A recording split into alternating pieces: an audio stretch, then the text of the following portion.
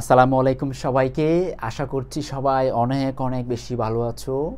আজকে আমরা অর্থনীতি প্রথম পত্রের রাজশাহী বোর্ড 2023 সালের সৃজনশীল প্রশ্ন 9, 10, 11 এক নম্বর কোয়েশ্চেন অনেক আগে সলভ করেছি। আমরা 9, 10, 11 সবগুলো কোয়েশ্চেন সলভ করব। সো আশা করছি ভিডিওটা এটা একটু বড় হতে পারে, পুরোটা সময় জুড়ে একটু থাকলে ইনশাল্লাহ আশা করি 3টা সৃজনশীল প্রশ্নই সলভ করতে পারবো। একটার জন্য হয়তো আমার 10 মিনিট করে লাগতে পারে, একটু ব্যাখ্যা করি যেহেতু অনেক সময় 3টার জন্য 30 মিনিট লাগতে পারে। যাই হোক, যেটা যতটুকু যায় আর কি, তবে একটু সময়টা জুড়ে আমাদের সাথে থাকতে পারলে ভালো একটা প্রস্তুতি নিতে পারবা। আচ্ছা, আমি জ্ঞানমূলক অনুধাবনমূলক প্রশ্ন বেশি উত্তর দিব না, তোমরা এগুলো পারবা। জিএনপির পূর্ণরূপ কি? Gross national product. তাহলে জিএনপির পূর্ণরূপ হচ্ছে gross national product. G for, একটু আমার সাথে বলো তো, G for gross, N for national, আর পি ফর প্রোডাক্ট। অনেকে প্রোডাকশন বলে, প্রোডাকশন হবে না, প্রোডাক্ট হবে। আচ্ছা, এরপরে ব্যক্তির চলতি আয়ের সম্পূর্ণটাই কি ব্যয়যোগ্য? না, একজন ব্যক্তি যতটুকু আয় করে সম্পূর্ণটা সে বুক করতে পারে না। ওই আয় থেকে সরকারকে ট্যাক্স দিতে হয়। উনি যে এলাকায় থাকে ওই এলাকায় অন্যান্য পরোক্ষ করগুলো দিতে হয়, বাকিটা সে ব্যয় করতে পারে। তার মানে সম্পূর্ণটা পারে না। কর দেওয়ার পরে যেটা তাকে ব্যয়যোগ্য আয়, যেটাকে ইংলিশে বলা হয় ডিসপোজাল ইনকাম, মানে ডিসপোজাল ইনকামের সম্পূর্ণটা সে কী করতে পারবে? ব্যয় করতে পারবে ডিসপোজাল ইনকামের। উদ্দীপকের আলোকে জিডিপি নির্ণয় করো, মানে উদ্দীপকের আলোকে আমাকে জিডিপি নির্ণয় করতে বলেছে। চলো তাহলে আমরা জিডিপিটা নির্ণয় করি। এখানে দেওয়া আছে সি এর মান দেওয়া আছে, আই এর মান দেওয়া আছে, জি এর মান দেওয়া আছে, আমাকে জিডিপি নির্ণয় করতে বলেছে। জিডিপি নির্ণয় করতে বলা মানে হচ্ছে আসলে জাতীয় আয় নির্ণয় করা। যে তোমার জিডিপি নির্ণয় করার জন্য আমাকে এখানে যেটা বলছে জাতীয় আয়ের পরিমাণটা আসলে নির্ণয় করতে বলছে আর কি। চলো আমরা তাহলে জিডিপি বা জাতীয় আয়ের পরিমাণটা নির্ণয় করি। তাহলে আমরা একটু শর্টকাটে বের করে ফেলি উদ্দীপকে। আচ্ছা, পরের কোয়েশ্চেনটা একটু দেখি। নিট রপ্তানি শূন্য হলে উদ্দীপকে জিএনপি এবং জিডিপির মধ্যে কি পরিবর্তন আসবে? এখানে মান দেওয়া আছে শুধুমাত্র জাতীয় আয়, বিনিয়োগ, ব্যয়। তাহলে সি এর মান দেওয়া, একটা সি এর মান দেওয়া আছে, আই এর মান দেওয়া আছে, জি এর মান দেওয়া আছে, অন্য কোনো মান তো দেওয়া নেই। তাহলে জিডিপির মান বের করার জন্য আমার এখানে তো মানে এতটুকুই মান দেওয়া আছে, এর বাইরে কোনো মান দেওয়া নেই। তাহলে যেহেতু দেওয়া নেই, তাহলে আমরা জিডিপির পরিমাণ, জিডিপি মানে হচ্ছে জাতীয় আয়ের পরিমাণটা বের করবো আর কি। চলো তাহলে আমরা একটু জাতীয় আয়ের পরিমাণটা বের করি। আমরা এখানে একটু দিচ্ছি। প্রথমে এখানে যেহেতু এটা দেওয়া আছে, তাহলে এটা তুমি মানে প্রথমে দিবা হচ্ছে জিডিপি কাকে বলে, মানে গ্রস ডোমেস্টিক প্রোডাক্ট, মোট দেশজ উৎপাদন কাকে বলে ডেফিনেশন দিবে। এটা হচ্ছে প্রথম কাজ। 2 নম্বর কাজ হচ্ছে দেওয়া আছে দিয়ে এই মানগুলো দিবা, যে দেওয়া আছে দিয়ে এই মানগুলো দিবা। মান দেওয়ার পরে 3 নাম্বার যে কাজ সেটা হচ্ছে আমরা এখন জিডিপি বা জাতীয় আয়টা বের করবো আর কি, দেশের জাতীয় আয়। তাহলে এগুলো দেওয়া আছে। তাহলে আমরা কি জানি যে তোমার হচ্ছে ভারসাম্যের শর্ত অনুসারে, কিসের শর্ত অনুসারে? তোমার হচ্ছে ভারসাম্যের শর্ত অনুসারে।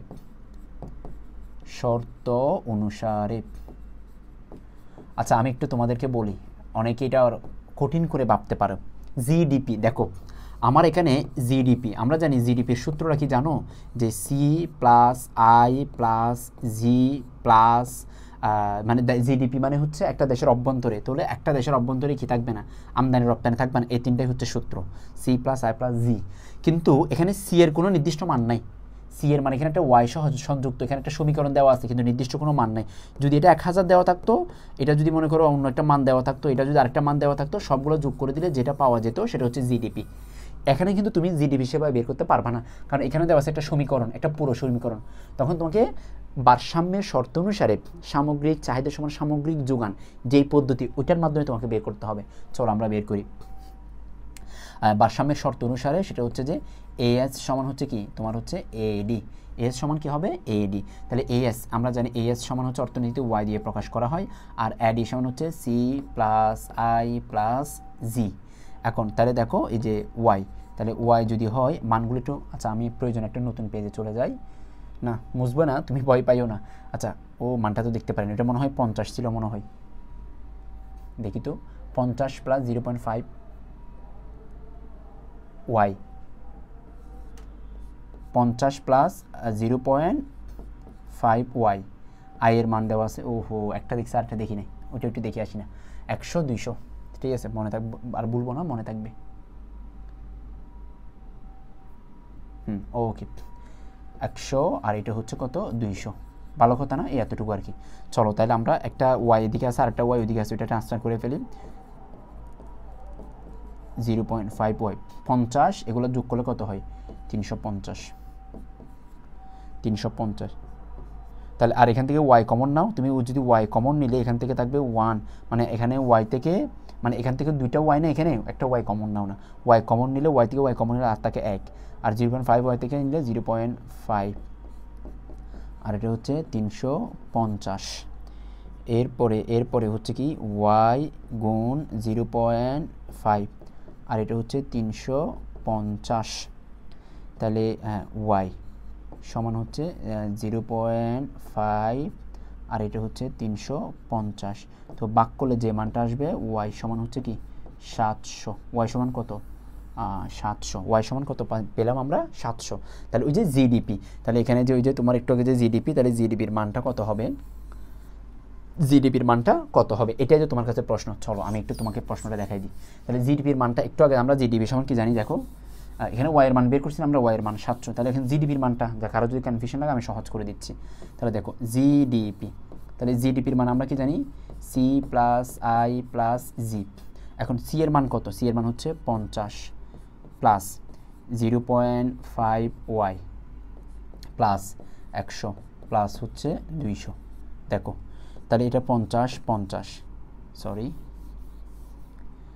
এটা 50 0.5 গুণ হচ্ছে কত? এটা 700 না, এই যে গুণ, এটা হচ্ছে যে 700 হলে এটা মনে প্রেজেন্টটা ফার্স্ট ব্র্যাকেট দিতে পারো, 100 প্লাস হচ্ছে 200।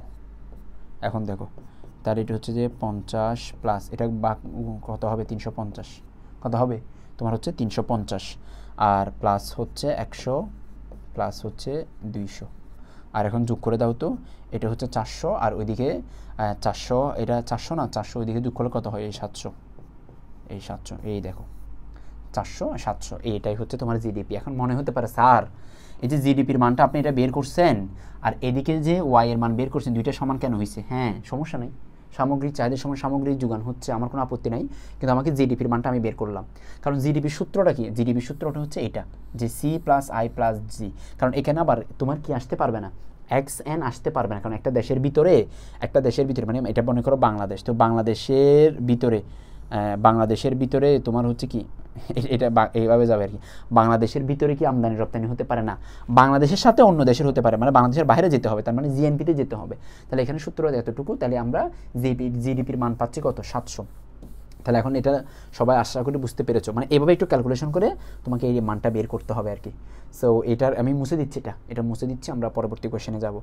আচ্ছা পরবর্তী কোয়েশ্চেন আমি পড়ছিলাম মনে হয়, এখানে একটা কথা বলছিল যে নিট রপ্তানি শূন্য হলে, মানে নিট রপ্তানি শূন্য, তাহলে জিএনপি এবং জিডিপির মধ্যে কোনো পরিবর্তন আসবে কি না? নিট রপ্তানি যদি শূন্য হয়, দেখো আমি একটু ব্যাখ্যা করি। এখন এটা তো আমরা জিএনপি বের করলাম, এটা কি বের করছি আমরা? এটা আমরা জিএনপি এই জিডিপি বের করছি না, জিডিপি। এখন জিএনপির মান যদি বলো, জিএনপির মান একই কথা, জিএনপির মান দেখো, জিএনপির মানটা কি জানো? জিএনপির মানটা হচ্ছে, আমরা জানি হচ্ছে জিএনপির মানটা হচ্ছে এই যে, আমি একটু করে দিই, জিএনপির মানটা হচ্ছে এরকম যে C plus I plus G plus X N. এখন ওনারা বলছে এক্স এন সমান শূন্য হবে, এক্স এন সমান কী হবে? শূন্য হবে।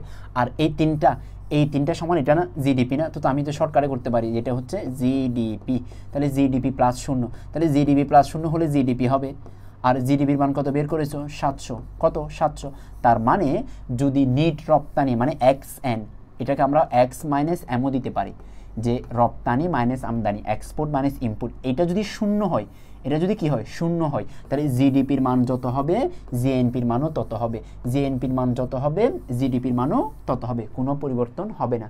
তাহলে আমদানি রপ্তানি না থাকলে জিডিপি যে কথা জিএনপি একই কথা, আমদানি রপ্তানি না থাকলে জিডিপি যে কথা জিএনপি একই কথা, কোনো পার্থক্য নেই। আশা করি সবাই সহজ করে এই বিষয়টা বুঝতে পারবা।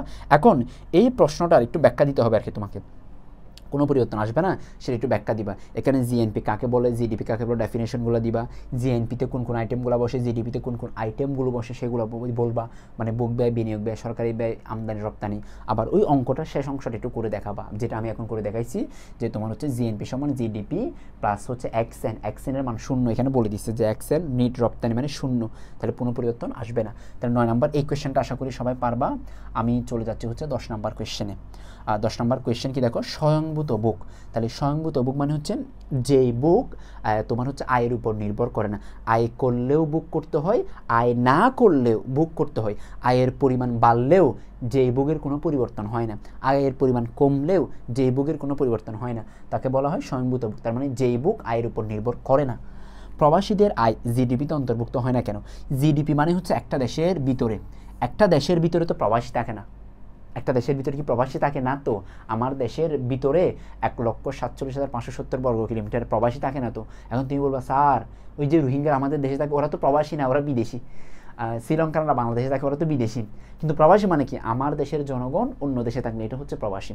তাহলে দেশের ভিতরে যেহেতু প্রবাসী থাকে না, আর জিডিপি মানে হচ্ছে দেশের ভিতরে, সেই জন্য প্রবাসীদের আয় জিডিপিতে অন্তর্ভুক্ত হয় না, জিএনপিতে হবে দেশের জনগণ যেহেতু। উদ্দীপক করতে ভারসাম্যের জাতীয় আয় নির্ণয় করো।